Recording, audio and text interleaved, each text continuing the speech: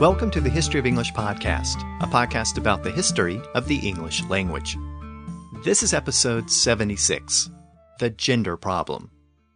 In this episode, we're going to look at the events leading up to the period of English history known as the Anarchy. During this period, some of the traditional distinctions between the genders was starting to break down. Politically, England was preparing to be ruled by a queen for the first time. Henry I was trying to end the all-boys club that had been the English monarchy, and he was meeting a lot of resistance in the process. But gender wasn't just an issue in politics, it was also an issue in language. For more than 5 centuries, Old English had maintained the traditional distinction between masculine and feminine nouns. But now those distinctions were also starting to disappear.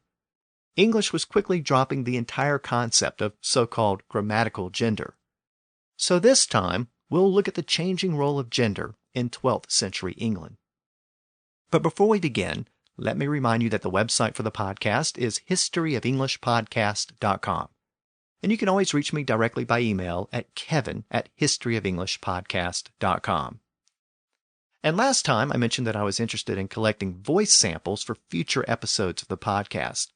And many of you were kind enough to record your accent and send it to me. I received responses from all over the world, and I would love to have more, especially if you speak with a non-standard or regional accent.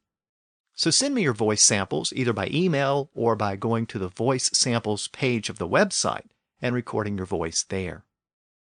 One other quick note.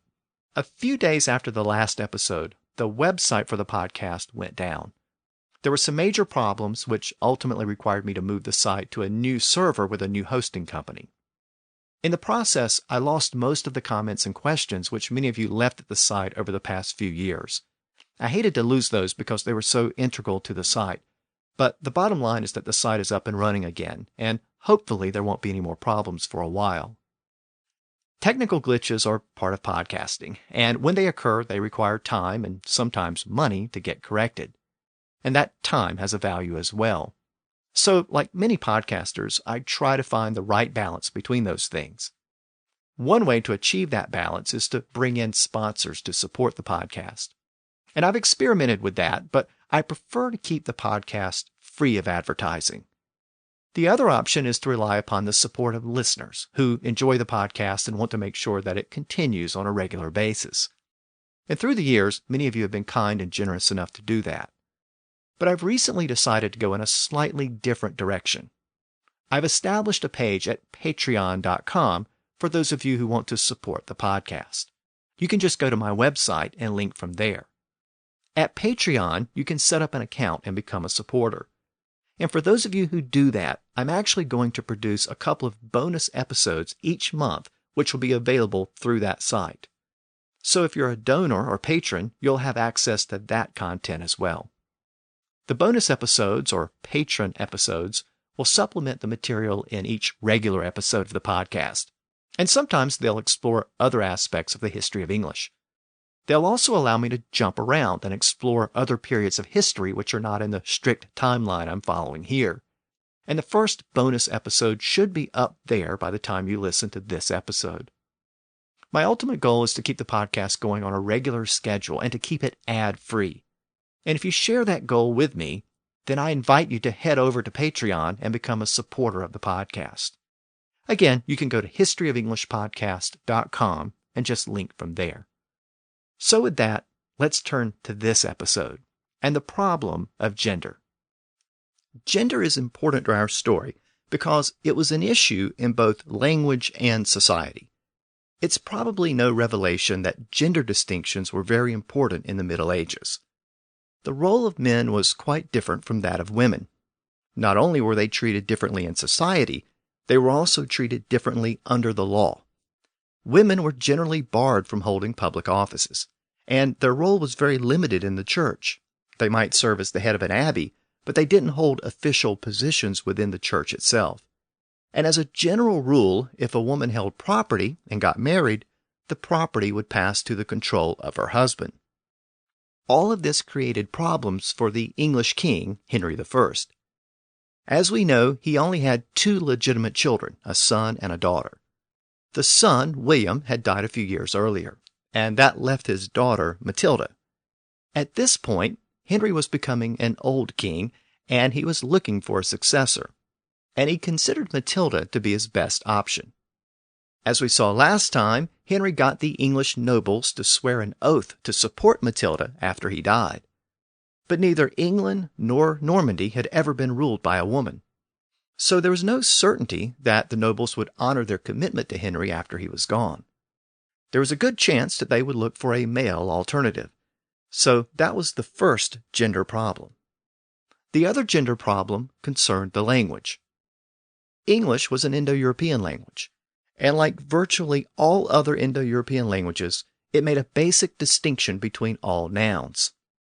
Every noun was classified as either masculine, feminine, or neutral, and that classification determined the inflectional endings used with the noun, and it also determined the form of the other words in the sentence that described the noun. It was an absolutely fundamental part of the language. These distinctions are called grammatical gender, and we no longer have it in modern English. Of course, we still make gender distinctions, especially with pronouns, but the distinctions we make today are different from the distinctions made in Old English. Today, the distinctions we make are based on actual gender, but in Old English, actual gender didn't necessarily matter. All of this will make perfect sense to you if you speak another European language, or if you've ever studied another European language. But English is a bit unusual in this regard. So if you don't know what I'm talking about, let me explain how grammatical gender worked in Old English. And a good place to start is with pronouns, because we still make some basic gender distinctions with pronouns. As I've noted before, modern English pronouns still work in much the same way they did in Old English. We not only have masculine, feminine, and neutral forms like he, she, and it, but the forms vary depending on how they're used in the sentence. So when they're the subject, we use he or she. But when they're the object of the sentence, we use him or her. So he saw him and she saw her. We can't reverse those. It wouldn't make sense to say him saw he or her saw she. So we not only have to choose the right pronoun based on gender, we also have to choose the right form based on how we're using it in the sentence. Again, this is how Old English worked, but it wasn't limited to pronouns. Nouns worked the same way. Just like pronouns, each noun was considered either a masculine noun, a feminine noun, or a neutral noun. And those distinctions were very important because each noun had certain endings. And the endings for a masculine noun were different from those of a feminine noun, and different still from those of a neutral noun. And even when you made that basic distinction, the endings were also different depending on whether the noun was the subject of the sentence or the object of the sentence. So the form of the noun varied, just like he is different from him, and she is different from her. So let's consider an example. Take a word like gift. It was a feminine noun in Old English. So if you used it as the subject of the sentence, like the gift was large, the word was givu, with an u ending. But if you used it as the object of the sentence, like I gave a large gift, the word was giva, with an a ending. And again, these endings were completely different if the noun was masculine or if the noun was neutral. Now, since grammatical gender is an unusual concept in modern English, I should make it clear that grammatical gender often had very little to do with actual or natural gender. So those labels, masculine and feminine, can be a bit misleading. It might be easier to understand them if we just got rid of the terms masculine, feminine, and neutral altogether and just used terms like Class A, Class B, and Class C. Take, for example, the words for a female. You might expect that all words for a female would be classified as feminine nouns in Old English, but that wasn't the case. The word queen meant a woman. You might remember that the word queen eventually became our modern word queen, but originally it could be used as a generic term for a woman. And queen was a feminine noun. Another word for a woman was the word weef, which later became our modern word wife. but again, it was originally a generic word for a woman. And weef was actually a neutral noun, so it required a different set of endings. And then we had the word weefman, which later became the word woman. And weefman was actually a masculine noun. So get your heads around that. The original version of woman was actually a masculine noun in Old English, not a feminine noun. And what about things that don't really have a gender at all, like dirt? In Old English, you could refer to the earth or the land. Earth was a feminine noun. Land was a neutral noun. If you looked into the sky, you would see the sun during the day and the moon at night. Sun was a feminine noun, and moon was a masculine noun. By the way, day was masculine, but night was feminine. And in some cases, it's not even clear which category a noun belonged to. Some nouns were recorded using masculine endings in one text and feminine endings in other texts. I noted that sun was a feminine noun, but the word sunbeam was recorded as both a feminine and a masculine noun. Along the same lines, the word weston meant wilderness. It was recorded at various times as masculine, feminine, and neutral. So sometimes it wasn't even clear to the Anglo-Saxons. But even if you weren't certain, you still had to make a choice because you had to decide which set of endings to use with the noun. So as you can see, these categories are called masculine, feminine, and neutral, but those are really just labels to represent different categories. They don't necessarily have anything to do with actual gender. So why do we use those labels? Why do we refer to those nouns as masculine or feminine if those terms don't really have anything to do with gender? Well, the answer takes us back to pronouns. If you wanted to replace a noun with a pronoun, you had to use the correct gender pronoun. So take the word for dog, which was hund or hound. You might say, the hound chased the rabbit. But if you wanted to substitute the word hound with a pronoun, you had to match the gender. Hound was a masculine noun, so you basically had to say, he chased the rabbit. And you had to do that even if the dog was a female dog. So nouns that required the use of a masculine pronoun are called masculine nouns. And nouns that require the use of a feminine pronoun are called feminine nouns. But again, the pronoun form often had nothing to do with the actual gender of the object. So that's why it's called grammatical gender, because it was somewhat arbitrary. It was determined by the rules of grammar.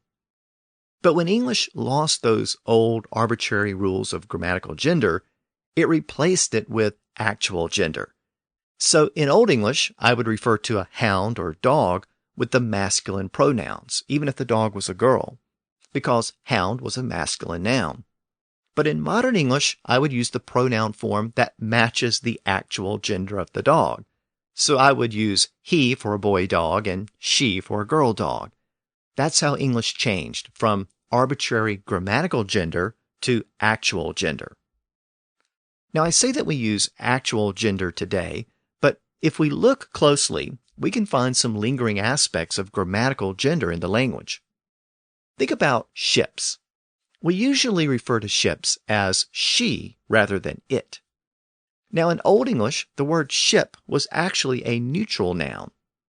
But in Latin, the word for sheep was navis, and navis was feminine. So it was common to use the female pronoun for ships in Latin. And the traditional explanation is that English borrowed that use from the Romance languages. If that theory is correct, then it's an example of grammatical gender which lingers into modern English, even though it didn't come from Old English. So we refer to a ship as a she and not a he. But in most cases, we use he and she based on the actual gender of the thing we're discussing, and not some random rule of grammar. He for a boy, she for a girl, and it for things that don't have a specific gender. This change has actually simplified English, but it also means that we now have to consider actual gender in a way that Old English speakers didn't. If I don't know whether your pet dog is a boy or a girl, I have to guess, or just use the neutral word it, which you might also find offensive. How about if I'm referring to the head of a company? I can't just use a generic pronoun like he or she unless I know the actual gender of that person. And it would seem inappropriate to refer to that person as it. So until I know for sure, I have to cover my bases and say he or she to be safe. This continues to be a developing issue in modern English. The rise of transgender issues has led for some to call for a completely new set of gender-neutral pronouns. For example, the word Z has been proposed as a neutral alternative to he and she. And some universities, like Harvard, have formally adopted those pronouns and they permit students to use them. There's also another option, the plural form they, as in, I just received a text from a stranger. They said to text back as soon as possible. This is the so-called singular they, and it drives some people crazy, but its popularity has grown to the point that many now accept it as an alternative to he or she. In 2015, the Washington Post sanctioned the use of singular they, and they now permit their reporters to use it. Earlier this year, in January of 2016, the American Dialect Society held an annual vote to select the 2015 Word of the Year, and the word they selected was they, specifically the singular they. So even if you don't like it, you may have to get used to it. To be fair, the singular they has been around a long time. Geoffrey Chaucer used it, and William Shakespeare used it. It wasn't really frowned upon until the 1700s and 1800s when the modern rules of English grammar were formalized. And the rule was obvious. You shouldn't use a plural pronoun to refer to a singular thing. But there was one problem with that rule. English speakers actually had a long history of using plural pronouns in the singular. Remember the word you? As we've seen before, you was originally a plural pronoun. We used thou and thee for the singular forms. But the plural you form pushed out those singular forms over time. So plural pronouns do have a history of becoming singular pronouns. And remember that the pronouns they and them aren't even native to Old English. They were borrowed from the Vikings. So they and them have already pushed out some native English pronouns. And they may end up pushing out some more over time. Now, I'm not here to sanction or bless any of those changes. I just want to point out what's happening. While the future of our pronouns may be a little uncertain, the loss of grammatical gender has at least made our nouns much simpler. We don't have to worry about all of those complicated endings on nouns anymore. We basically just use the root of the noun. So we have a dog. It's always dog. It doesn't have a specific ending because it's a masculine noun or a feminine noun. And it doesn't matter if the dog is actually a boy or a girl. It's just dog. I see the dog chases the cat chases the dog. So nouns are really easy in modern English. Now the fact that modern English nouns don't have those endings is really important, because most scholars think that the loss of those endings is directly tied to the loss of grammatical gender. The endings disappeared first, and then grammatical gender followed. As we've seen, inflectional endings started to disappear in late Old English and early Middle English, and those endings did a lot of work.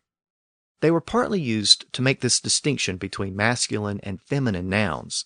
So when those endings went away, there was no reason to worry about grammatical gender anymore. You didn't have to worry about using the correct gender endings, because there were no endings. Hound was just hound. Stone was just stone. Ship was just ship. The old distinctions were lost. So grammatical gender became irrelevant. The form of the word didn't change anymore. It only became an issue for pronouns, which still varied with gender. But now the pronouns became disconnected from the nouns. You didn't have to use a specific pronoun with a specific set of nouns. Going forward, the gender of the pronoun just reflected the actual gender of the thing being discussed. So the loss of grammatical gender was a direct consequence of the loss of inflectional endings. And that's why those distinctions started to break down around the current point in our story, during the transition from Old English into Middle English. Now, before we move on with our story, there's one other important aspect of grammatical gender that I need to discuss. And that's the impact that it had on the words that were used to describe the noun or pronoun. So far, I've focused on the actual noun itself and the pronoun that was used in its place. But this idea of grammatical gender extended well beyond those nouns and pronouns. It also affected adjectives and other words used with the noun. All of those words also had different forms which had to match the gender of the noun. So if I wanted to say that the good man helped me out, the words the and good had to match the gender of man. Man was a masculine noun, and in that context, the adjective good required an a ending, so goede man. But if I was referring to a woman or a weef, the word weef was a neutral noun. So in that same context, the adjective required an a ending, the goede weef. So again, modern English simplifies that. It's just good. Good man, good woman, good child, good time. So again, it's much simpler today. When grammatical gender went away, those adjective endings also went away. But what about the word the article, as in the good man? Well, this is one of the most obvious differences between modern English and Old English. And it's also one of the most obvious differences between modern English and most other European languages. Let's compare English and French. In French, the article has to match the noun, just like Old English. So where modern English just has the, French has three different forms, le, la, and les. You use le with masculine nouns, so chapeau is a masculine word. That means you have to say le chapeau. But you use la with feminine nouns. So the French word for house is maison. It's a feminine word, so you have to say la maison. And if you have a plural noun, you have to use les. So les États unis, literally the States United or the United States. Of course, modern English simplifies all of that. It's just the chapeau, the mansion, the United States. But again, that was not the case in Old English. The word the didn't actually exist in Old English. And technically speaking, Old English didn't even have articles. Instead, it used pronouns like this and that. So instead of saying the good man, you would say this good man or that good man. But here's where things get complicated. Rather than just this and that, there were over 10 different forms that varied, depending on whether the noun it was referring to was masculine or feminine or neutral, and depending on whether the noun was singular or plural, and depending on whether the noun was the subject of the sentence or the direct object or the indirect object. So it worked like everything else in Old English. The form of the word varied depending on all of those other factors. The forms included say, seo, that, tha, thas, thera, thona, thes, theos, these, and thas. And if you used a noun, you had to make sure you were using the right word. But as inflectional endings disappeared, all of those distinctions also started to disappear. English gradually settled on just a few of those. This and that were originally the Old English forms used for neutral nouns when the noun was the subject of the sentence. So those two survived. But they lost all association with gender and case over time, so they became very generic. This was used for any noun in close proximity, and that was used for any noun further away. So this dog as opposed to that dog. This was a new way to distinguish the two words, and it developed over time. So we have this and that, but we don't actually have the yet. As I noted, there were lots of other forms, say, seo, tha, thera, thona, but no they or the. So where did the come from? Well, it came from the breakdown of all of those other forms, and it came into English at the current point in our story. Notice that most of the forms I mentioned began with a th sound. That, tha, thas, thera, thona, des, theos, and so on. But there were two forms that began with an S sound. And believe it or not, that's where our modern the came from one of those S forms. Most of the forms that survived into modern English were the forms used when the noun was the subject of the sentence. So this and that were the subject forms used for neutral nouns, and those forms survived. But what about the masculine and feminine forms? Well, those were say and seo. Say was the word used with masculine nouns, so that man was se man in Old English. And seo was the form used with feminine nouns, so that queen or that queen was seo queen. So say and seo both began with an S, but all the other forms began with a th sound. That, tha, thas, thera, and so on. So around the 12th century, as those various forms were breaking down, and as the distinction between masculine and feminine nouns was being lost, the very common word say, spelled S-E, started to become they, and that was the original version of our modern the. It isn't entirely clear why that sound shift occurred, but the most obvious explanation is that almost all the other forms began with a th sound, so speakers shifted that same sound over to say. So say became they, or the as we have it today. But that little sound shift wasn't the biggest change. When they, or the, first appeared, it was used universally, just the way we use it today. It was used for masculine and feminine and neutral nouns, and it was used for the subject and the direct object and the indirect object, and it was used for singular and plural nouns.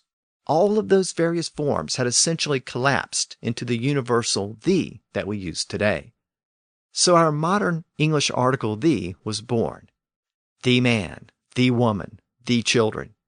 There's no better example of the simplification of modern English grammar than the substitution of the simple little word the for all of the complicated choices found in Old English. So I hope you followed all of that. The bottom line is that the word the marked a major change in the language. When it appeared, it confirmed that the old grammatical gender system had fallen out of use. It couldn't appear until all of those old distinctions were lost. So the appearance of the word the is kind of a big deal, and it first appears in extended use in the final entries of the Peterborough Chronicle. I concluded the last episode with the year 1131. That was the year of the final entry composed by the scribe who had been maintaining the Chronicle for the past decade or so.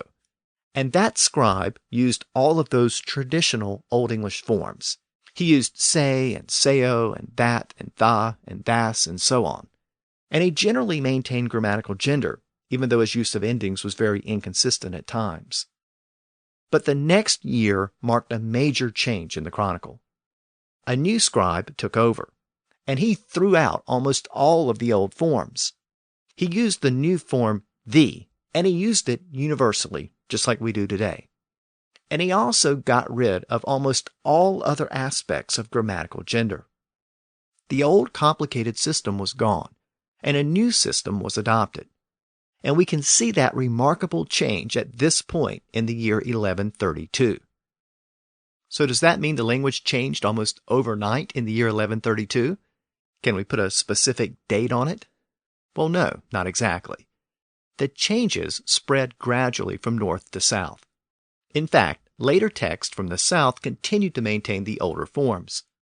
So the Peterborough Chronicle captures those changes as they were spreading through the East Midlands where Peterborough was located. But even beyond that, the date 1132 is a little misleading because the final scribe's entries were actually recorded several years after that date. So let me explain. The prior scribe had recorded his final entry for the year 1131, but then it appears that the Chronicle was put away for several years. In fact, the Chronicle was allowed to lapse for the next 23 years. And then, at the very end of that period, in the year 1154, this final scribe pulled out that old book and he filled in the events of the missing years. So how do we know that those entries were all added at a later date, around the year 1154. Well, it's partly because all of the entries are written in a script that was used at a later date. But it's also because the entries skip around a lot. For example, the entry for the year 1137 is really a summary of the entire period of anarchy in England, which lasted from the 1130s through the 1150s. So the scribe doesn't really adhere to a strict timeline. He jumps around. He references later events in earlier years.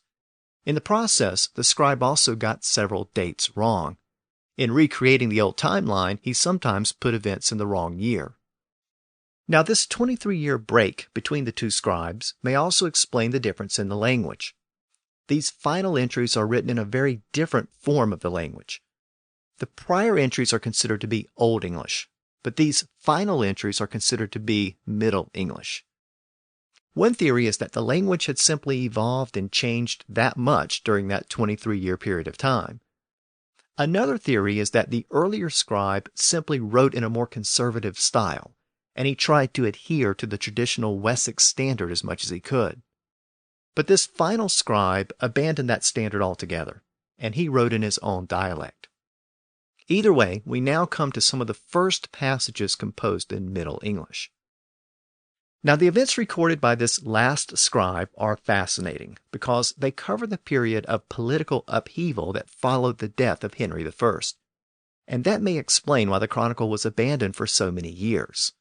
So let's take a look at the first entry composed by the scribe, the entry for the year 1132. It was a short entry, and it concerned events at the Peterborough Abbey, and specifically the abbot who was in charge of the abbey. I noted in the last episode that Peterborough had gotten a new abbot named Henry about 5 years earlier. He came from France, and he kept his old abbey there as well. The English clerics thought this new abbot should have given up his old abbey, but he kept both.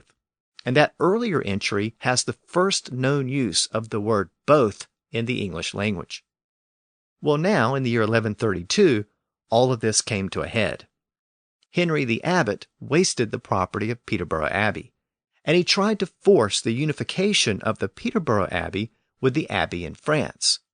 The scribe tells us that in doing so, the abbot betrayed the monks, the Municus, and he betrayed them to the king. So the king sent after the monks, sende after the Municus. The scribe wrote that the king, realized that the abbot was acting with treachery and deceit. Now, hopefully, you notice something interesting there. In the first few lines, we see that the scribe is already using the word they, which is the early version of the word thee.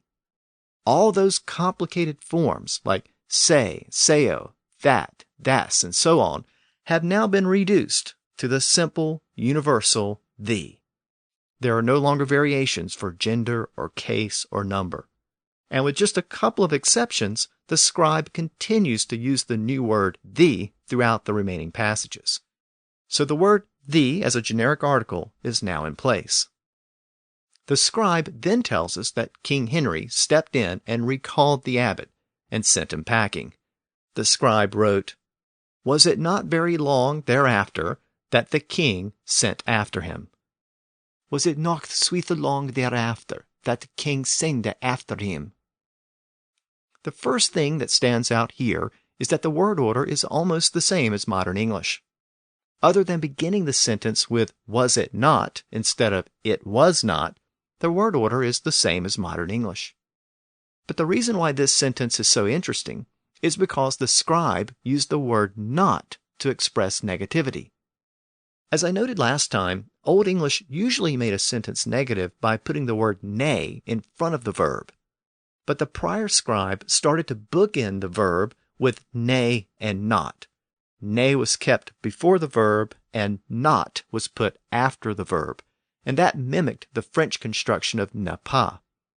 It took a few more centuries for that nay to disappear in front of the verb, but here the Peterborough scribe was already dropping it. He wrote, "Was it not switha long?" Switha meant very, so the passage reads, "Was it not very long?" The nay had been dropped, and not did all the work. It would take about 200 more years before this construction became fully accepted in the South, but here in the East Midlands, the nay was being dropped as early as the 12th century. So within this first passage from the last Peterborough scribe, we see a couple of basic changes towards modern English. The word the has been introduced as a standard article to be used before all nouns, and the word not is now being used by itself to express negativity. Before I move on from this passage, I should note that the scribe was also doing something else very interesting. In Old English, the th sound was represented with the Old English letters eth and thorn. Eth looked like a lowercase d with a line through it, and thorn looked like an uppercase P with the loop in the middle instead of at the top of the stem. The Romans didn't use those old Germanic letters. Instead, they came up with the th letter combination for that sound, and that spelling had passed into French as well. So when those French scribes arrived in England, they didn't like those funny-looking Anglo-Saxon letters, so they gradually replaced them with their th letter combination. And in this entry, for the year 1132, we already see that spelling being used by the Peterborough scribe. For the most part, he chose to use the traditional letter thorn, but in a few instances, he switched to the French th. I mentioned earlier that the scribe used the word suitha, which meant very. It was normally spelled with a thorn at the end, but here the scribe spells it with a th. The scribe also represented the W sound by occasionally putting two U's together. You might remember that the letter U represented both the U vowel sound and the W consonant sound in Latin. But scribes were looking for a new way to distinguish those two sounds. In Latin, when two U's were put together, the first U tended to take the W sound. So take a word like equus, E-Q-U-U-S. It was pronounced equus, not ecus. So that W was one way to represent that W sound. In this entry, the Peterborough scribe used the word woulda several times. It's the original version of the modern word would, W-O-U-L-D. Each time he spelled the word, the scribe used the back-to-back U's at the beginning. He spelled it U-U-O-L-D-E. He actually uses that word 3 different times in this entry. Over time, the U-U was compressed into a single letter, called the double U, or W. So here we see one of the first examples of that spelling in English. So this scribe isn't just giving us new words and new grammar, he's also giving us new spellings. So after this first entry for 1132, the scribe skips the next 2 years. The next year mentioned is the year 1135, and that was a very important year because that was the year when King Henry died. So let's turn our attention back to the history of England for a moment, because the political history is about to get very complicated. Henry I had been King of England for 35 years, and for most of that time he had also been the Duke of Normandy. He was now an old man, and as he reached his final years, everyone became increasingly concerned about the succession. As we know, Henry's options were limited. His only legitimate son had died several years earlier, and that left him with his daughter, Matilda, and Henry named her as his successor. But in many ways, Henry was just setting her up to fail.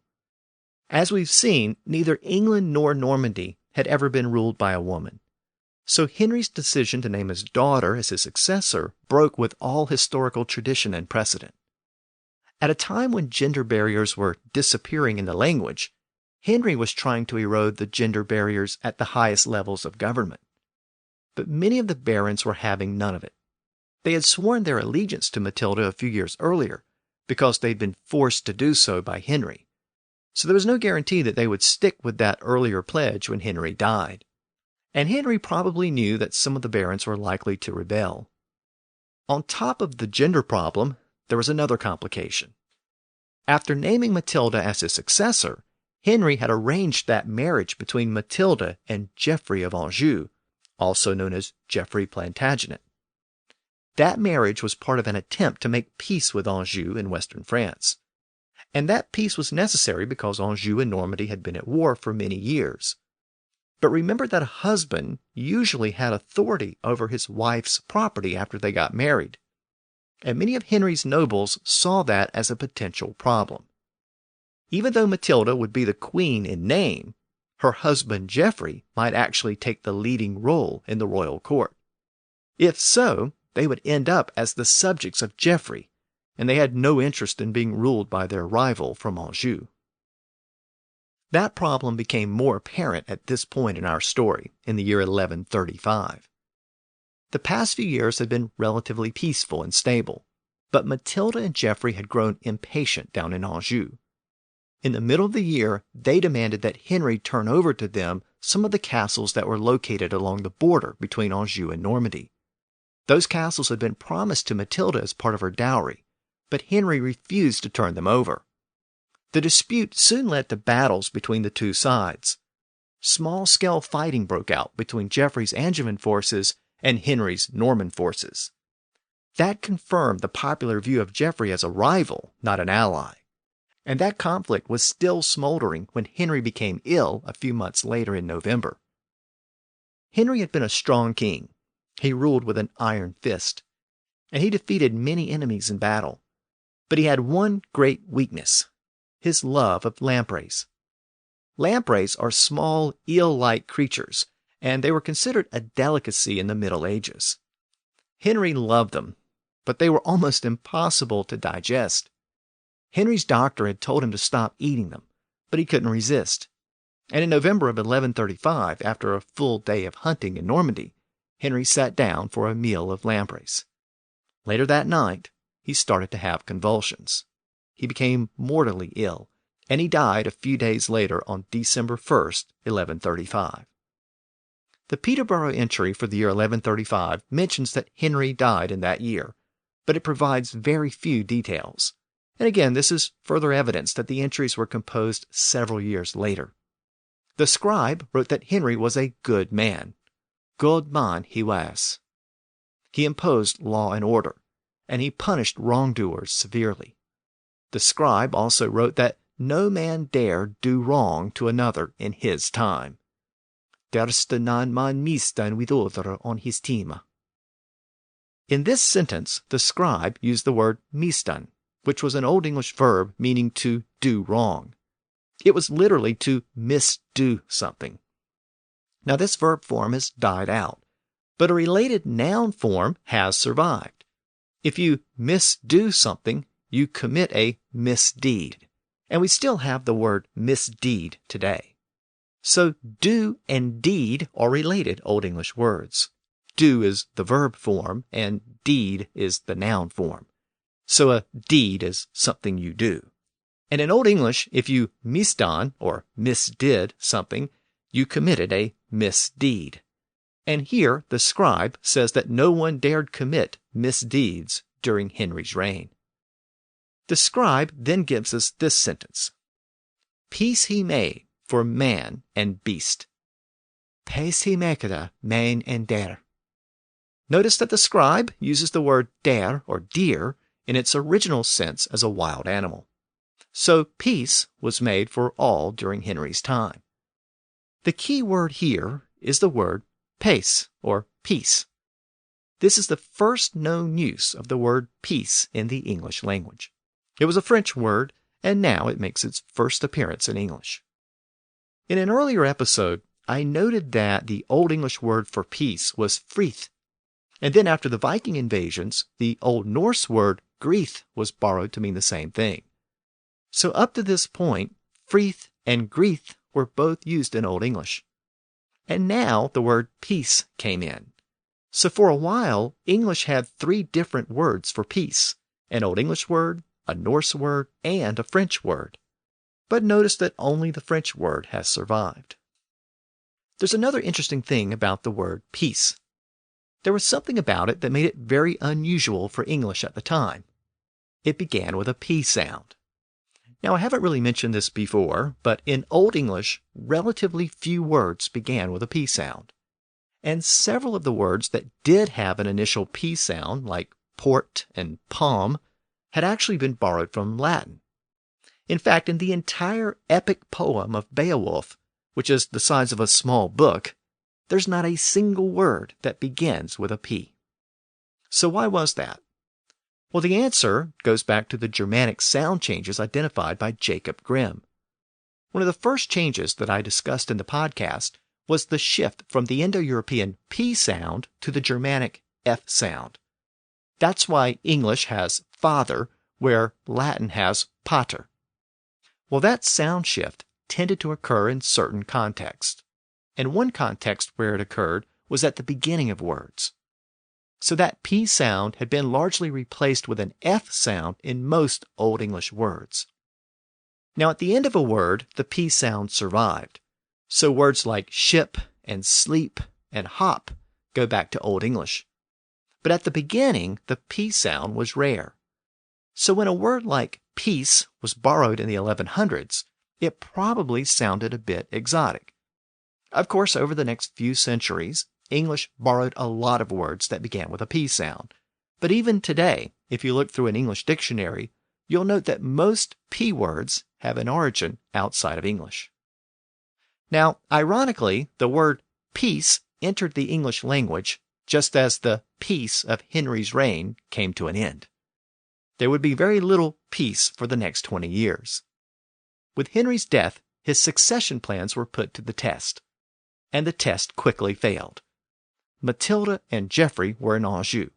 As I noted earlier, their forces had been fighting with Henry's forces along the Norman border. Matilda soon learned of her father's death, and she made plans to head to England to claim the throne. But her rivals beat her to it. England soon had a new monarch, but it wasn't Matilda. It was her cousin, Stephen. Next time, we'll see how Stephen secured the throne over Matilda, and we'll explore the fallout that followed. Matilda never became the queen, but in many ways she won the long-term battle against Stephen, because her descendants became the future kings and queens of England. So next time, we'll explore the battle between Matilda and Stephen. We'll also look at how these events were recorded in the final entries of the Peterborough Chronicle. And one quick note before I conclude, remember that the first bonus episode or patron episode of the podcast is now available at patreon.com. Just go to the website for the podcast, historyofenglishpodcast.com, and you can find a link there. So until next time, thanks for listening to the History of English podcast.